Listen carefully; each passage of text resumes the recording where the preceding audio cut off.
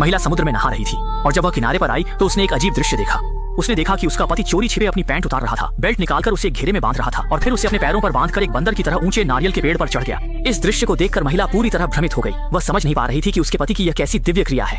अपने मन की उलझन सुलझाने के लिए उसने जल्दी से कपड़े पहने और नारियल के जंगल में अपने पति के पास पहुंच गई। लेकिन वहां पहुंचने पर उसने सुना कि उसका पति किसी दूसरी महिला के साथ इश्कबाजी कर रहा है।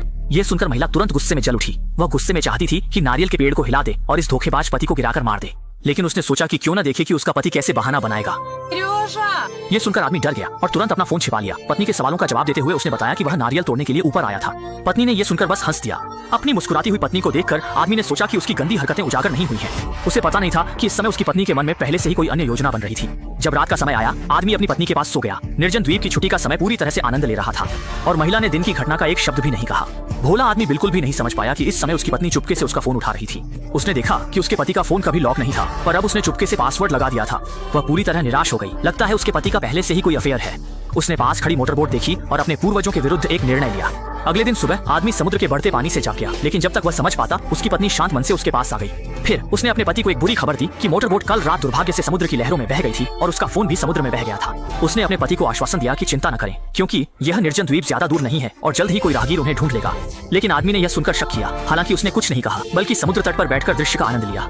जब पत्नी ने देखा कि उसका पति उदास है तो उसने उसके लिए कुछ जंगली फल तोड़कर लाने का प्रस्ताव दिया ताकि वह खा सके।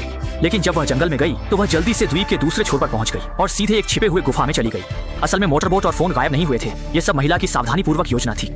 उसका उद्देश्य था अपने पति को पूरी तरह निर्जन द्वीप पर फंसाना ताकि वह उसे हमेशा अपने पास रख सके। लेकिन उसे यह नहीं पता था कि उसका पति चुपके से उसके पीछे आया था और उसने यह दृश्य देख लिया था।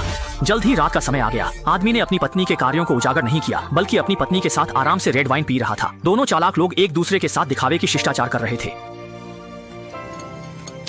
मैंने खुद के पास एक बोतल रखी है।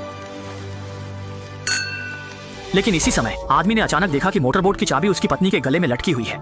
आदमी ने देखा और शांत रहने का नाटक किया, पर मन में एक क्रूर निर्णय लिया। अगले दिन सुबह जब उसकी पत्नी गहरी नींद में थी, आदमी चुपके से उठ गया, लेकिन उसने अपनी पत्नी को जगा दिया। आदमी ने बताया कि वह नाश्ता बनाने जा रहा है। पत्नी को कुछ अजीब लगा, तभी उसने देखा कि चाबी उसके पति ने चुरा ली थी।